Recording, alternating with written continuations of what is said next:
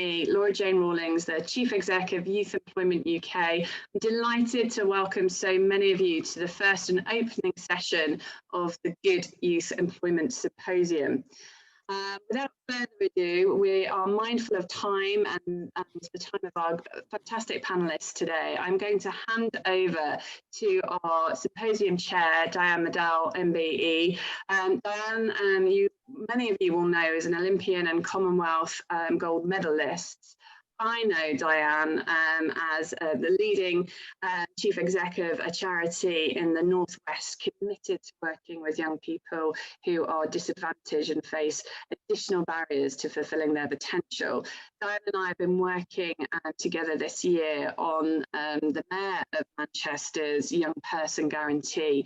The Young Person Guarantee is a response to the impact COVID is having on young people, and Diane is leading a task force, which I'm delighted to say Youth Employment UK are working alongside her, and she's become a firm friend of mine over this period of time. So thank you so much, Diane, for being here, and thank you too for your time and your commitment to the agenda of our young people. I will hand over to you now. Thank you, Laura. It is an absolute, Laura Jane, I should say. It's not a great start, is it? An absolute pleasure to be chairing the panel this morning and working with the team who I know are going to have a lot of interesting things to say and a lot of interesting things to share. Yes, I did retire after the 2000 Olympic Games, and when I meet people for the first time, I'm often asked three questions, and it is the same three questions. The first is, do you still run? And yes, I do. I try and get out 4 to 5 times a week. The second question is, so what are you doing now? And it gives me a brilliant opportunity to talk about the work that I do with the Diane Modahl Sports Foundation, helping those who are most marginalised, extremely vulnerable, and giving them an opportunity to fulfil their potential. And the third question I am often asked when I meet people for the first time is, what was it really like on I'm a Celebrity, Get Me Out of Here? It was season 3 and bizarre but true, an incredible experience that enabled me to support lots and lots of charities. But actually, since it's on right now, it just sparked my imagination to think, did that really happen? I suppose there's no really easy way of moving from I'm a celeb to the next slide in terms of what we are going to be doing today. So I will just move on extremely quickly. And would like to just go through the housekeeping, keep you up to date and let you know what we are doing. We are recording the session today, and we would ask that you do stay on mute, please, throughout the whole of the session. If you are struggling with bandwidth, try turning your camera off, which can often help. Use the chat box, and we would really encourage you to do that for any questions or any technical issues that you might be experiencing. The team are on hand, ready and willing to support you. Questions from the delegates will be sent to panelists and full responses published in our event resources. So we will be able to share them with you after the event. And please do engage via the chat function and on social. You can see our Twitter handle there at YEUUK 2012, and please also use the hashtag. I'd like also to take this opportunity to thank our partners and sponsors, without whom this event just could not happen. And we are grateful for that support from the Community Fund, City and Guilds Group and FE News. Thank you so much for your support. So let's have a look at what is in store for us today. We would like to start today, which is what we are here for this afternoon, to kick off with our VIP panel session. And later on this afternoon, we'll be focusing on disability and creating opportunities. Tuesday, creating a diverse workforce, race and ethnicity is the focus there, incredibly important topic, relevant topic right now. On Wednesday, we move into talking about supporting young people with experience of the justice system back into work. On Thursday, we're looking at supporting young people's mental health, another crucial and essential topic that we know young people who we all work with are struggling with and looking for opportunities to be better supported in that area. And we finish the week with creating fair opportunities for disadvantaged young people. And at the end, we have a brilliant awards ceremony, Youth Friendly Employer and Ambassador of the Year Awards, which we are all looking forward to when the announcements are made then. So then that gives you an understanding of what's in store for us. But in terms of today, what are we expecting today then? In a few moments, I'm going to introduce you to our amazing panelists. And each of them will set the scene in terms of their key areas and what they want to share with us. And then from there will be questions from myself back to the panel members, and we will get a real sense of some of the challenges, potentially some of the real blocks and hurdles that are just holding young people back in terms of getting into the labour market. But also we will be able to hear from them about the solutions. What are the solutions? How do we collaborate? How do we partner together to ensure that that actually happens? So let me introduce you then to our first panelist, Tony. Tony Wilson has worked in employment policy and research for most of the last 20 years across a diverse range of roles which span central government, independent institutions, as well as Institute Director of IES. Tony leads a team of 40 people delivering research, analysis and consultancy support on employment, skills, education and HR. It is on the screen, so you can see our panelists are extremely experienced in their areas. So I'm not going to talk too long about their experiences so that we can use our time effectively. So welcome to the panel, Tony. Patrick Cantelow is also our panelist. So Patrick stumbled across digital marketing apprenticeship via digital marketing, and that was thanks to an apprenticeship, and the rest is history, as Patrick would say.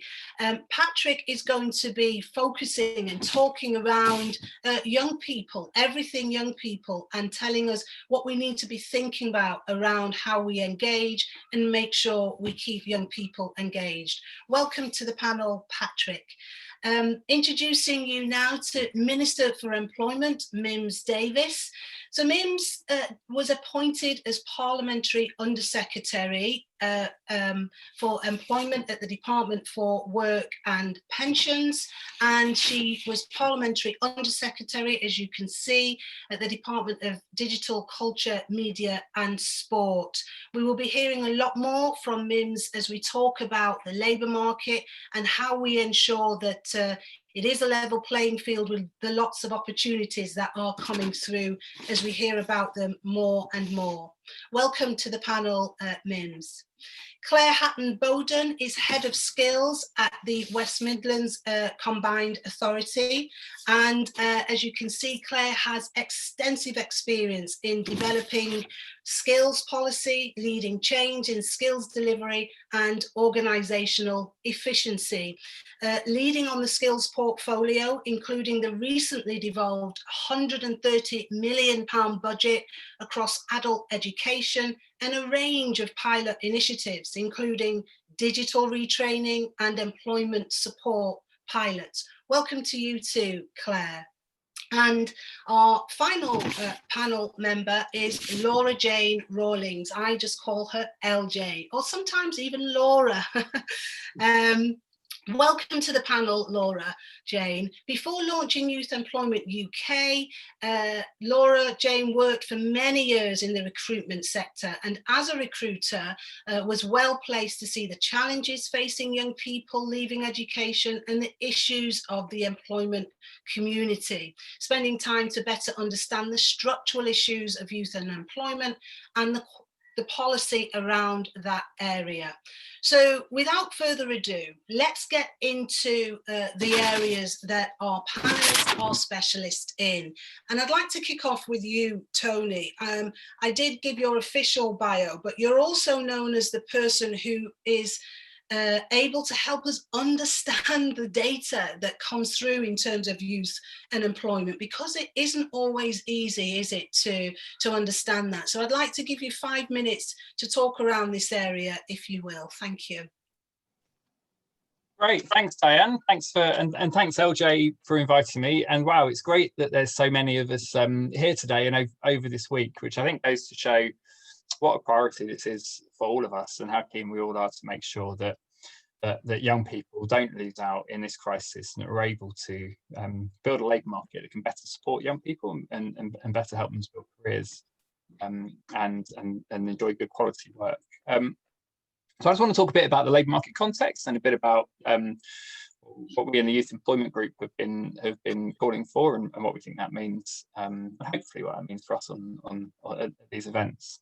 So, this crisis has had a huge impact on young people. I think, I have often described it as a kind of triple whammy for young people. Firstly, we've seen them far more likely to lose work in the crisis, and particularly in the early days of the crisis. So overall, about 1 million people left work in the first few months of the crisis, or left paid work, I should say, and not through the furlough scheme. People who actually either left work entirely or found themselves in fact unpaid without furlough support. And probably about a quarter of those were young people. We can see this most clearly in the claimant count data. The claimant count is a measure of people claiming benefits who are treated as unemployed. And that increased by 250,000, by 260,000 for young people alone in March and May, meaning that about 1 in 7 of all young people are on benefit and being treated as unemployed in the benefit system, or on the claimant count. That was closer to 1 in 20. The second part of the triple whammy is that many young people have found themselves entering the labour market at a time when hiring was incredibly weak. So, we're unlucky in that the crisis struck just as a lot of young people were leaving education. The Resolution Foundation estimate about 700,000 young people leaving education. And did so at a time when vacancies had plummeted because of lockdown. Inevitably, vacancies fell by about 2/5, and they fell across the country. So it's a pretty even impact, affected everywhere. All areas were affected by the collapse in vacancies. A really tough time to be entering work. Probably the toughest time in our life, certainly in our lifetime, certainly in my lifetime, to be entering work. But thirdly, and kind of most worryingly as we look ahead, has been really significant falls in hiring, and falls that have continued. So employers, unfortunately, creating somewhat fewer jobs, and being more likely to hire, being less likely to hire people as the crisis has unfolded. Actually, fewer people started jobs in the recovery period between July and September than did during the full lockdown. More people started jobs between April and June during the full lockdown than between July and September. And in the long run, if we can't get hiring going again, we can't start to create more jobs and create good jobs that people can enter, then we'll see inexorable rises in youth unemployment, and that feeding through into longer term youth unemployment. Those people who left work in the spring, or those people who left education in the summer, continue to struggle to get jobs. Overall, more than half of the total fall in employment has been explained by young people. 300,000 fewer young people in work than before the crisis. That's about 1 in 12 of all young people who are in work and now not in work. Now, it could have been worse. So those are the sort of graphs of doom, or the points of doom. It could have been worse. Furlough system, the furlough scheme, protected millions of youth jobs. 1.9 million young people were successfully furloughed during the crisis. That's nearly half of all 16 to 24-year-old employees. About 47% of young employees were furloughed at one point. But that's now down to about 1 in 8 young people. And we haven't seen that feeding through the furlough, the unwinding of the furlough. We haven't seen that feeding through into higher youth worklessness. Most of the worklessness impact were in the early part of that crisis. And also the numbers of young people not in education or employment have actually fallen. And they've fallen because we've seen big rises in education participation. Now, there are some caveats about that, which I haven't got time to talk about right now, but it does mean if we're going to capture the benefits of that increase in education, we must on Wednesday see investment in our colleges and investment in training provision to make sure that is the best it can be, that young people staying in education is building their human capital, building their ability to get better jobs. And I think also the government deserves credit for its plan for jobs in the summer. I was delighted with the settlement that DWP and that Mims Davies successfully secured in that plan for jobs, the extra investment in Job Centre Plus, youth hubs, and of course the creation of Kickstart. And the Minister will say more about all of those things. So looking ahead, we think Youth Employment Group, we're delighted to be part of the Secretariat for. We believe we need about at least 1,000 extra opportunities every day for young people in order to address what will be really significant rises in youth unemployment over the coming year. But it's in our gift to do it. So if you're an employer, that means you can take advantage of Kickstart and apprenticeships and the opportunities that are available, but also you can sign up to the Good Youth Employment Charter and talk to organisations like Youth Employment UK and organisations like GYESymposium about how we can create better jobs. If you're in local government or a training provider or a college or you deliver services, we can work together better. We can work better with Job Centre Plus. We can work locally to support each other and to build better systems to support young people. The two final pleas, and I'll shut up. My first plea, we haven't talked about, is let's not just focus on what's changed in this crisis, but also what's still the same. Before we went into this crisis, there were nearly 1 million young people not in full-time educational training. And those people in particular had many of them had health conditions. About half of all youth inactivity pre-crisis was explained by a health condition or a disability. They often had caring responsibilities. They often didn't have good qualifications and were multiply disadvantaged. Whenever we're thinking about how we help young people, a plea, let's first and foremost think about how we help those who are most disadvantaged before the crisis, because they are even more disadvantaged now. And in everything we do, let's challenge ourselves in all the decisions we're making and the partnerships we're forming, the work we're doing, about whether we're making the system better in the long run for young people, not just in the short run of this crisis. Because these are challenges we've grappled with for decades and we haven't got right. In every recession, we fail too many young people. So let's make sure this time we get it right. Thank you. Thank you, Tony. Really insightful, and we welcome some of the questions that will come through shortly. Patrick, I'd like to move on to you now, who, if you can, give us a sense of a young person's point of view. Give us an understanding from your point of view, your experience on this subject, please. Thank you very much, Diane, and thank you everyone for having me. Yeah, so I'm going to be talking about sort of what young people tell us at Youth Employment UK, as well as calling on some of our own data. I certainly don't speak for all young people, though. I know there's a couple of ambassadors in the chat, so at any point, just chuck in what you want to say there, and they can share some of their experiences as well. For those who don't know, we held a Youth Voice census. We've been doing it for a few years now, and we recently did one at the start of the year, just when the pandemic was really starting to take hold. And in that, we had 1,390 responses, and we had a really good range of age range, backgrounds and experiences. And that's what's going to inform what I'm talking about today. I think it's important to remember that since we did that research, the pandemic has changed a lot, not how we're working day to day, how these young people are going through education, and well, what the future economy might look like. Is it going to be a green industrial revolution and things like that? So one of the 3 points I'm going to pick on, the first one is the careers information inequality.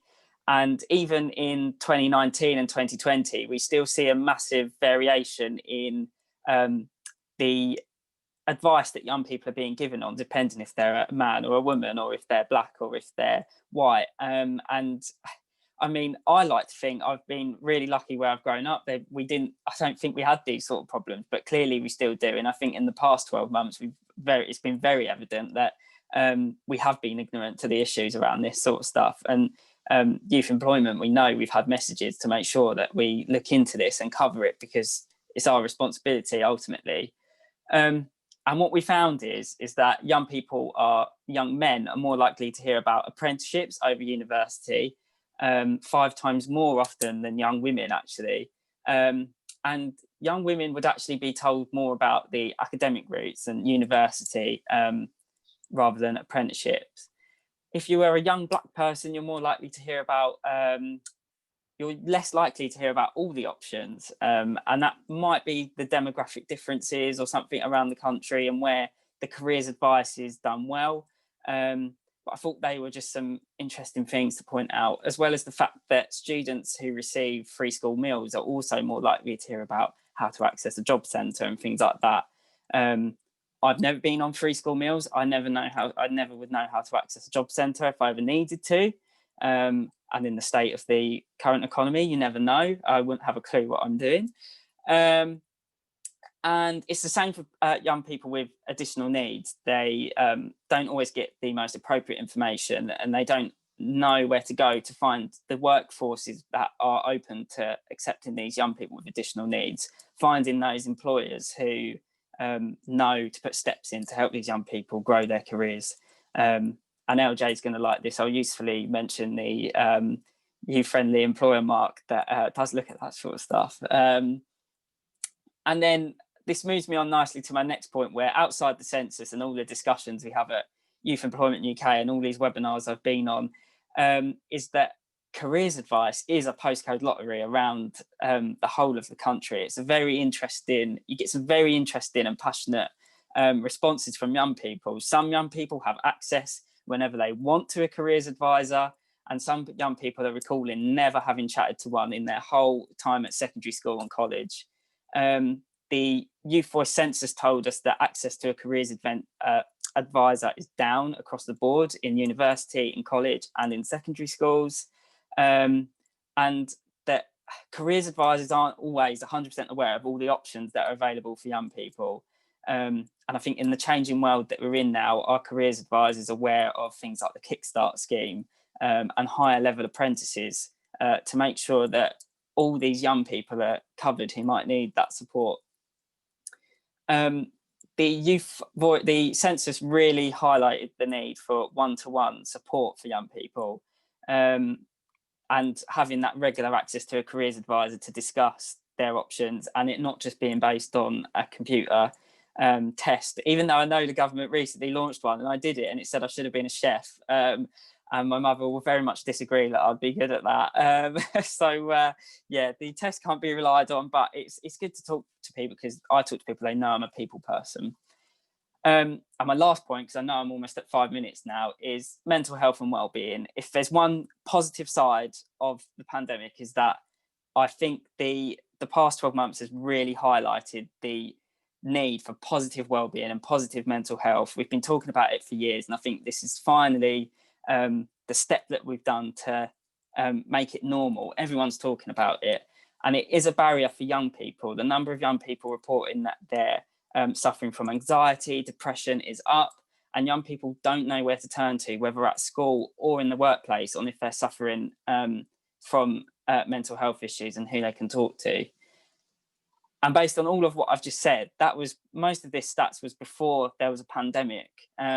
So then we think of that and we talk about the lost generation. Well, it's just exacerbated all the issues times 10, really. So I think moving forward, I'm glad I'm surrounded by people who want to make sure this generation isn't forgotten. And it's just making sure we keep banging our drum. But thank you, back to you. Thank you, Patrick. Really insightful in getting that sense of that honesty in terms of how we have been ignorant to diversity for quite a long time. And the way you describe diversity is really positive, because it's around not just any one group, but diversity spreads across a number of groups where young people are marginalized for one reason or another. That one-to-one support that you spoke about, that holistic approach that a young person needs to be able to fulfill their potential and develop confidence, really crucial. Thank you, Patrick. I'm now going to invite the Minister for Employment, Mims Davies, to speak. And I think what would be really helpful to hear is some of that conversation around plans for jobs. That's what everybody's talking around right now, isn't it? How are we going to protect the most vulnerable in society to have a future so they are not the forgotten or lost generation? Thank you, Mims. Sorry, I thought I'd unmuted. Fail already. Good morning, everybody, or afternoon. Blimey, is it Monday? Firstly, I would like to thank everybody for putting together this week. It looks fantastic, and I really want to thank Youth Employment UK for all the engagement they've been doing with me and the department across this summer and since March. It's been really insightful and helpful, and again the notes from Tony and Patrick are incredibly helpful. I think there's over 360 people joining across this week and already 200 today, and that just shows the strength of the interest in the feeling. As we know, the pandemic has brought about a range of challenges for our young people, and I am determined to make sure that young people do feel confident and optimistic about their future and about their future job prospects and all of their opportunities from this government, and that this government is seen and understood in terms in investing into the next generation. And it's been a priority for me in this role as formerly the Charities Minister and the Loneliness Minister and the Sports Minister and the Youth Minister in my previous role. It was absolutely what the Prime Minister asked me to look at in this role and make sure, as we heard from Tony and Patrick, that those barriers that people were still finding were dealt with. So it's been a priority from day one. Patrick, I'm going to come on to some of your comments later, but for people listening, we've got a new job help website which has all the links to DWP, to apprenticeships, to careers advice, to training. It's all there for you. Just need to put in job help and you will find it. So we have had some innovations, because I'm very aware.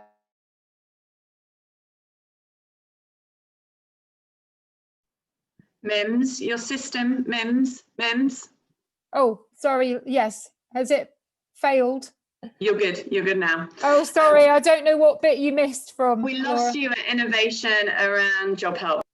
Oh, okay. So I was just saying, apologies. At the start of the pandemic, it was very clear that our young people's traineeships, apprenticeships, opportunities, things that they had lined up weren't necessarily going to come to fruition. So it was really important for us to bring this together. And that's why our plan for jobs had the reason that Tony described of protecting, supporting and creating employment in this new normal world, and goodness knows we'll hopefully in a newer normal world in the spring.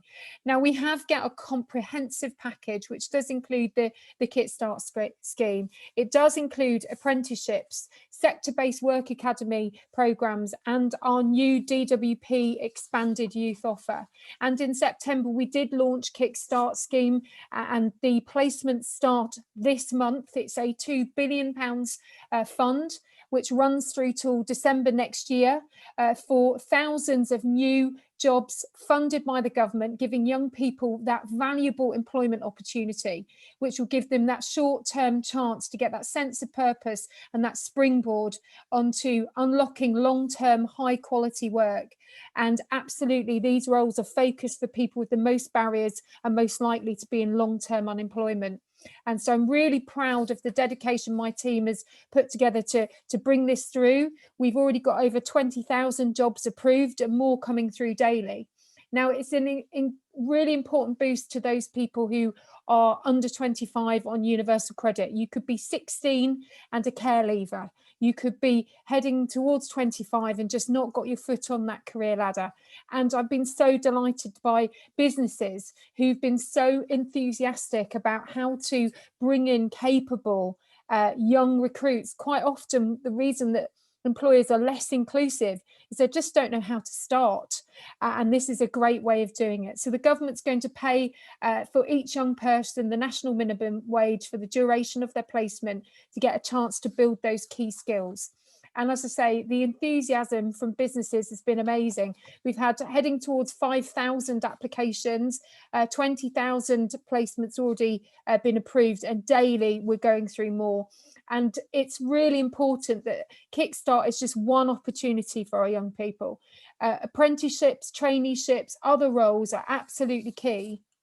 And apprenticeships, we are supporting employers by giving them a payment of £2,000 for each new apprentice who is under the age of 25 that they hire, and a payment of £1,500 for any new apprentice over the age of 25. So it's a really great time for employers to offer new opportunities, to be more inclusive. That was the theme of my G20 speech last year, and we have the G7 coming up soon. So we need to take the opportunities to be more inclusive and try and flex to employers' needs, and give those opportunities to be more inclusive, and DWP help them in this way of doing it. And the way that I see is also by linking into SWAPs, our sector-based work academy programs, which link to genuine vacancies. This is where we do short, sharp training together with work experience in a key sector, and then the interview for a real job after that placement and that learning. So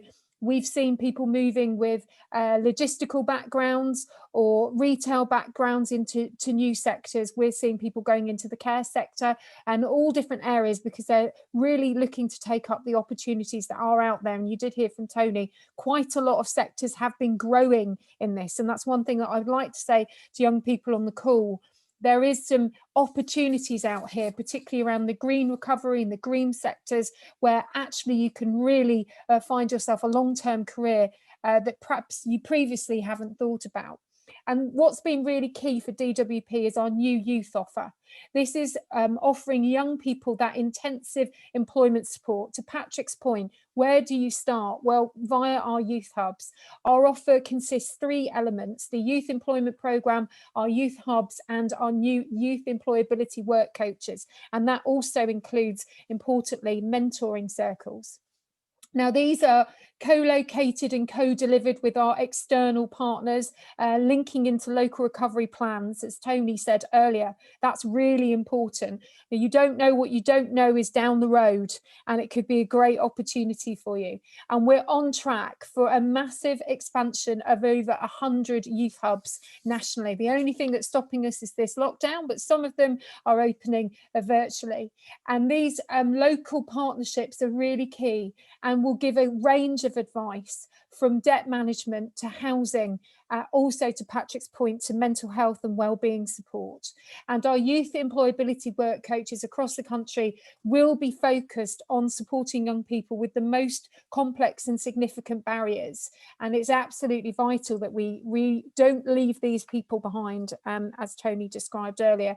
And this is on top of doubling the number of our work coaches. We'll have another 13,500 work coaches in DWP by the spring. And I met some of them at the end of last week. The most diverse range of people with all different backgrounds, all different experiences, some of them previously our claimants, who will help boost the confidence of our young people, work with businesses, and commit to employing and investing in our young people. So Kickstart, apprenticeships, traineeships, swaps, all of these are opportunities for our young people. And we will continue at DWP to harness our strong relationships with excellent organisations, many of you on the dial-in today, and of course Youth Employment UK, to make sure we support our fantastic young people.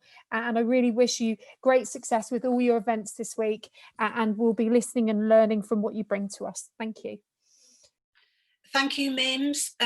Really encouraged to hear the level of investment that is going into it, the level of thought, and the 3 key areas that you described there: the youth employment, the youth hubs, with over 100 youth hubs nationally, with the plan obviously to scale up once COVID-19 allows us to do that, but also the employability support.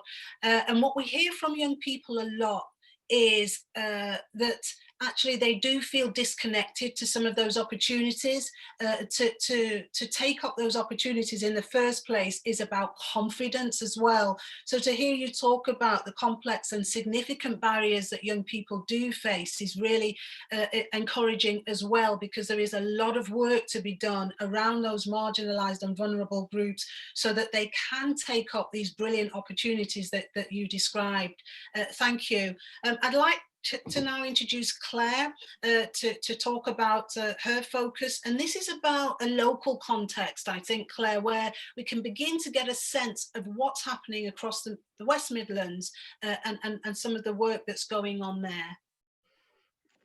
Thank you. And yes, nobody told me I was following the minister when I agreed to do this, but so some of it may repeat a little bit, but what I'm hoping to talk to you about is how this feels on the ground, how we make sure that we take the plan for jobs, the work coming out of DWP, the work that comes out of DFE, the other departments, the locally led work, and how we try to pull that together to make that coherent so it is the best offer we can possibly have for our young people in the region. Just very briefly, the West Midlands, Tony alluded to earlier that youth unemployment was already a challenge, and it particularly was for us. When I started this job 2 years ago, the mayor always used to talk about the wicked problem of 14,000 stubbornly young unemployed people, and what more could we do and what did we need to do in our region. This week, latest figures out, we're now talking about 46,000 young people not working in our region. So we thought we had a problem with 14,000, and we did. But it's a bigger challenge, and also, I guess, a bigger opportunity. And for us in the West Midlands, we're younger, we're more diverse than anywhere else in the country. So we've heard already about the diversity issues, the different challenges that come for different groups, and the lack of access. So we have all of those issues for us in the West Midlands. And what have we been doing? I guess the one thing we know is that when we're looking at how to respond is that we don't respond alone, and we can't respond alone. We're always more successful if we do this with others, and particularly if we listen to others, if we listen to young people, and we play this out with their voice in our head, and in context. So partnership is really key to us in responding to the challenge in the West Midlands. What have we been doing? The first thing we did was to establish a youth employment task force, led by one of our local councillors, the leader of the City of Wolverhampton Council, Councillor Brookfield, and that's informed our early work, our recovery package, and how we're taking things forward. And we're moving that into a delivery board that will look at those organisations that really play their part in the West Midlands, and giving us the robust challenge about, are we doing enough? I mean, so far the task force has overseen really strong collaborative work with DWP and JCP, particularly in our region, but also with our local authorities, the voluntary sector, and our local colleges and training providers. And what we've done is develop a West Midlands youth offer, so taking the national offer, taking everything else that happens in the region, and pulling that into our West Midlands offer. It sets out all the training, education and support services that are available regionally and at a local level to support young people experienced or at the moment unemployed. And Mims has talked about some of those products and some of those key features in our youth offer, but we've pulled in wider offers, so free careers advice, access to vocational training, whether that's a traineeship, a sector-based work academy, the dedicated work coaches that Mims talked about, the youth employment coaches, access to Kickstart, access to apprenticeships, access to local jobs, and more support to be self-employed as well. We're hearing from a lot of young people in our region that that's an avenue they want to go down. So trying to put all of that offer together and channel it through two key things. One, through the physical presence of a youth hub, but also importantly through our youth employment platform. So working with Youth Employment UK, we've put together youth-friendly website designed with young people that pulls all of those services together and signposts young people to the opportunities and the services they can access in the region, including wider mental health support, volunteering opportunities, as well as the regional offer we've talked about. And youth hubs, brilliant idea. We've already launched some of ours in the West Midlands, and we have some operating and open both in Coventry and Wolverhampton. We've already got plans for a further 10 youth hubs, and not only youth hubs but also outreach places where we know young people go, where we want to take youth employability coaches out to those people. And whilst this is a DWP initiative in our region, it's been something we've done together, us working with DWP colleagues and working with our local authorities to really understand the places we need to put that support so that young people can access the careers advice and guidance they need on the ground. And I think other things for us in the region that we're doing to respond, Kickstart is a big part of what we're doing.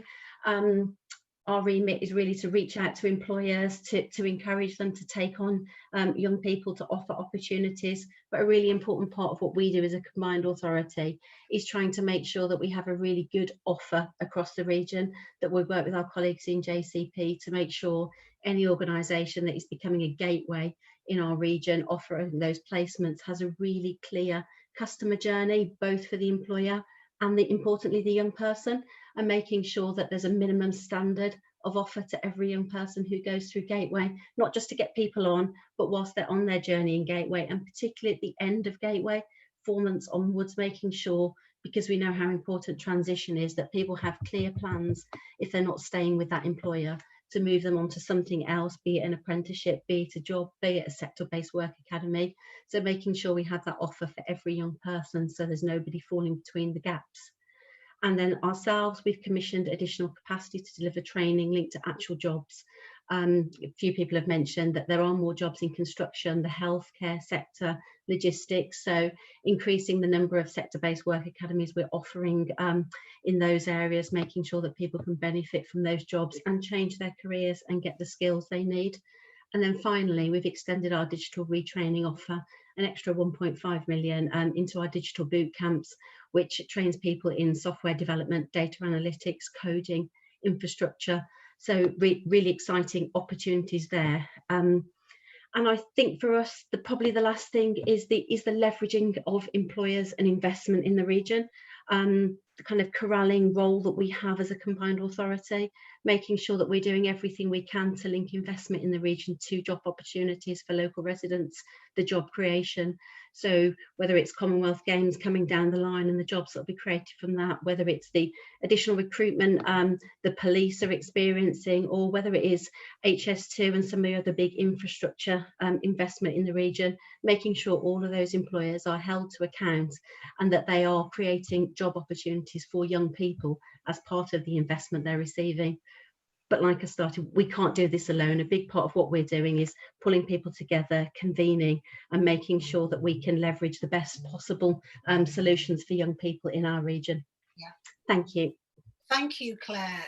Really good to hear how partnership and working in collaboration is key, and having young people at the heart of that. And Laura Jane, we've heard the word opportunity a lot throughout the start of our conversation, but how do we actually get young people to access and take hold of some of those opportunities available to them?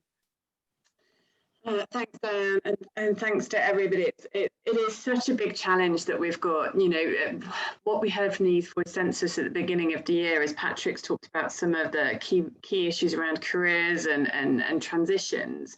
But we also heard from young people that they just don't believe there are good quality opportunities where they live.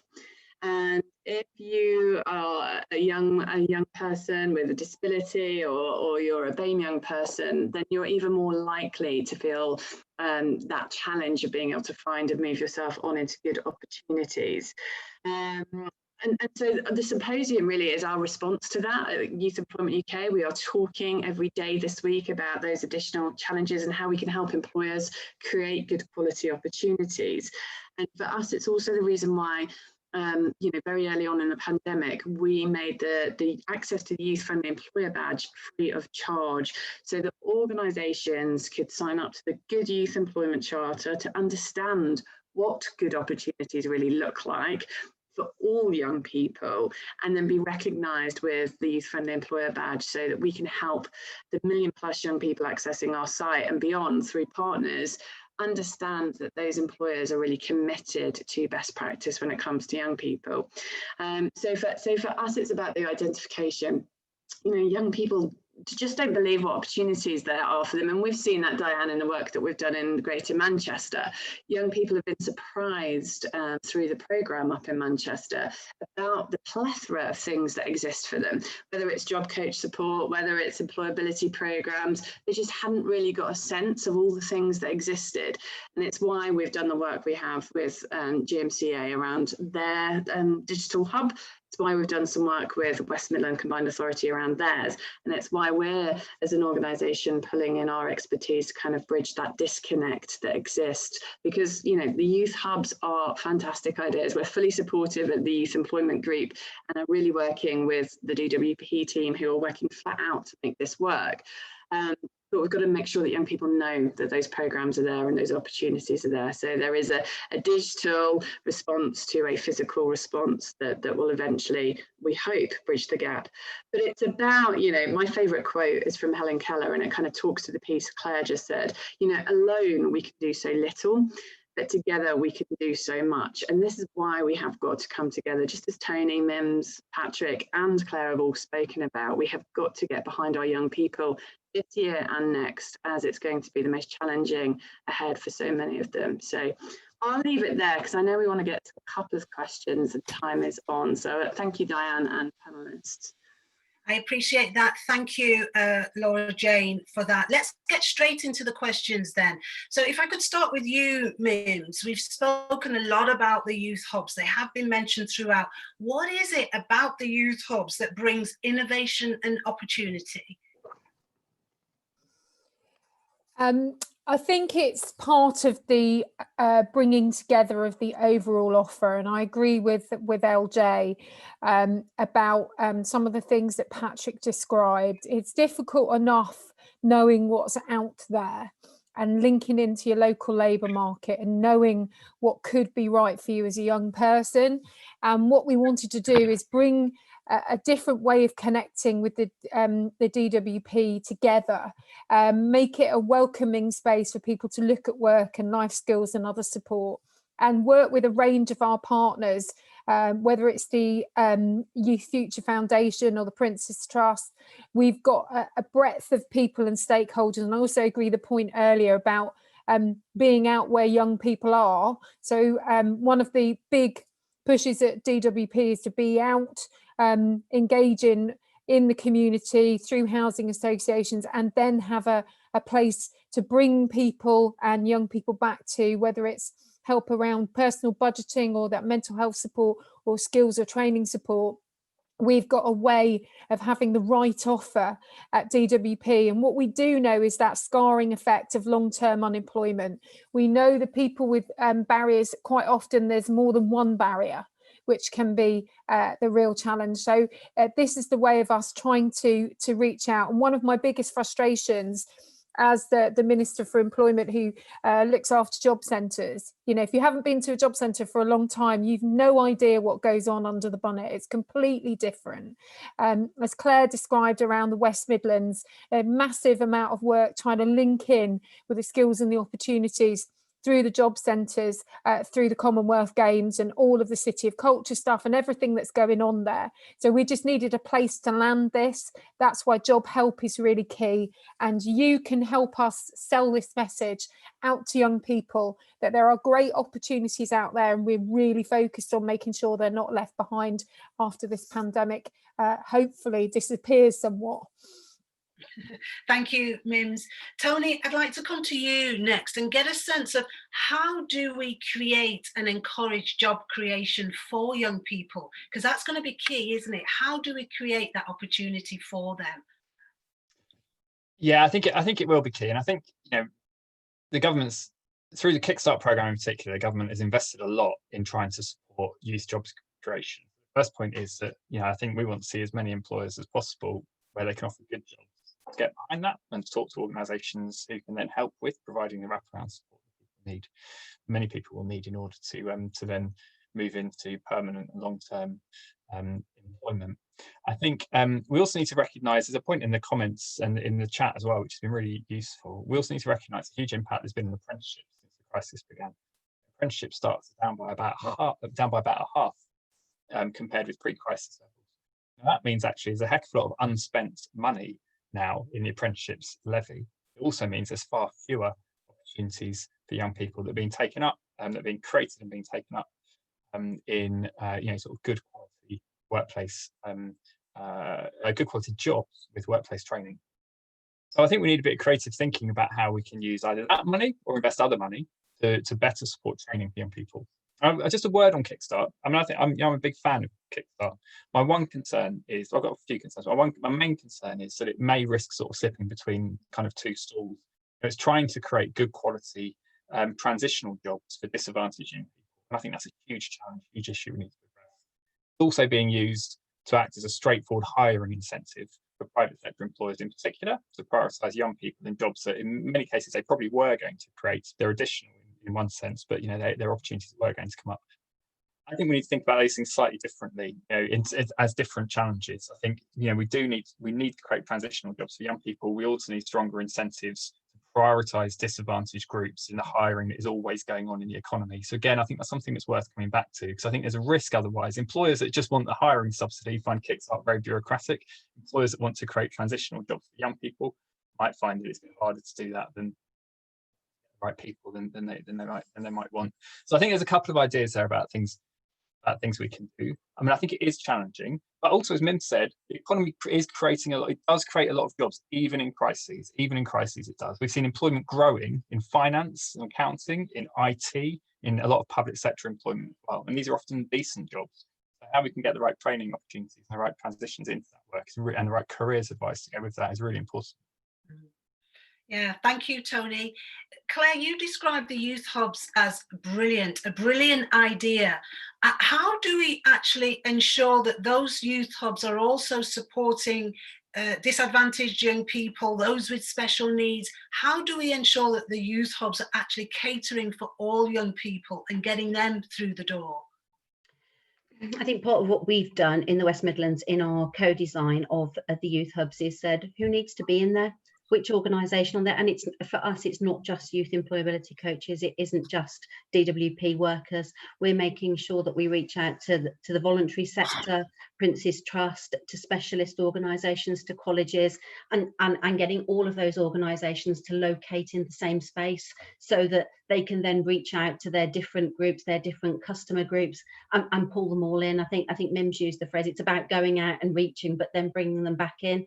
And hopefully by having people from different organisations working together in proximity when people are back in buildings, that will further help that. I don't think there's any objection to people wanting to work together, but sometimes people are busy. I think just bringing people into that same space will really help us do that.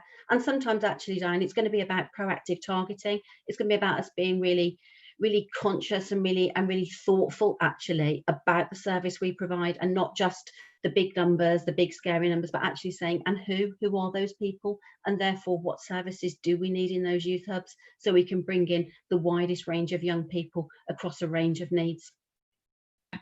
Thank you, Claire. And to you, Patrick, if I could come to you next. Now, we know you are not the voice of all young people, absolutely not. But I think what you can offer us and give us a sense of is, how do we support young people to remain positive when there is so much uncertainty surrounding everyone, but particularly young people who are going to be the hardest hit? So how do we keep that optimism going? Yeah, it's a good question. I think we need to remind young people that this isn't the end of the world and the end of everything that there is. There's a lot of pressure on young people from choosing the day they choose their GCSEs to their A-levels. That's going to dictate their whole life and where it goes and things like that. And I think that sort of pressure maybe is too much for these young people that, looking back now, I thought I was an adult. I certainly wasn't. And yeah, like the decisions I made then, or I wouldn't do now, sort of thing, knowing what I know is that I'm probably going to change career in another 10 years time, and then again in another 10. And I think that attitude should be shared with young people. I wonder how many teachers that are actually teaching these young people always thought they were going to be a teacher. And I've seen the chats in the messages, and I always forget to mention this, but the pandemic has provided opportunities for modern ways of working, which young people are inherently familiar with and can just get started on. And yeah, I think they're the two main things really, is that use this opportunity in the digital world that we are now. The digital generation is here. It's employers need to be prepared to embrace the knowledge of these young people and all the digital knowledge that they have. And young people should be prepared to show off how good they are with it, really. Oh, I like the sound of that. Young people should show off how good they are. That's absolutely right. Let's celebrate the talent and potential that is there and support the ones who need a bit more confidence to come through as well. And that's the point, isn't it, LJ? We're hearing lots and lots of opportunities that are available. Kickstart, apprenticeship, the optimism that we're trying to hang on to. But how do we ensure that not only young people are getting a quality opportunity, but how do we support businesses as well to ensure that they can offer a holistic approach to a young person coming to their organization? So this is about quality, really. How do we safeguard that? This is a big piece of work that we did with the Youth Employment Group. The Youth Employment Group has over 150 organisations who are members to it. Tony and I are two of the founding co-chairs, and we came together at the beginning of COVID to help government develop policy responses. And one of the areas we talked about was quality employment, and we looked at the Good Youth Employment Charter, which has 5 principles underpinning it, and that's what we really believe in, is creating those opportunities with young people. Quality opportunities are essential. Ensuring that we get the investment to create jobs is going to be, the big thing we're looking for on Wednesday. And then calling on employers to co-create those opportunities with young people, using the framework of the Good Youth Employment Charter to make sure that that quality threads all the way through. And that is a free resource for employers to be working with. I can't stress enough that the co-creation, ensuring if you're already an organisation with young people within your networks, talk to them about what they think another good quality opportunity would look like, for the next generation coming through your business, because it's through the lenses of those young people you'll create something really innovative that's much needed right now. Thank you, LJ. I would have loved to have continued to challenge and continue to ask questions, but I do want to finish on time. I think it's important that we start the week well. I'd like to thank the panelists, every one of you, for being very frank and sharing with us your thoughts on what the future looks like, and the questions, answering them so honestly as well. Thank you as well to every one of our delegates who have joined us this afternoon.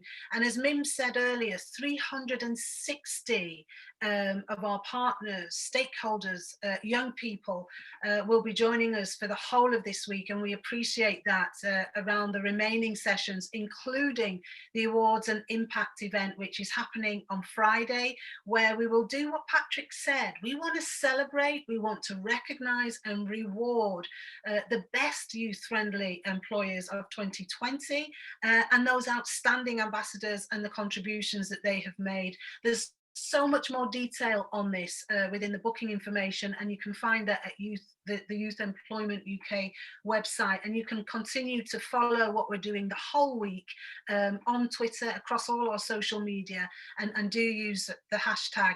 Just to end then, thank you again to our sponsors, Community Fund, the City and Guilds Group, and FE News. We appreciate that backing and that support so that we can have positive conversations such as this one to make sure that young people are at the front and centre of what happens moving forward. Thank you, everyone. We appreciate your time, and we look forward to having a brilliant week. Have a great afternoon. Bye-bye.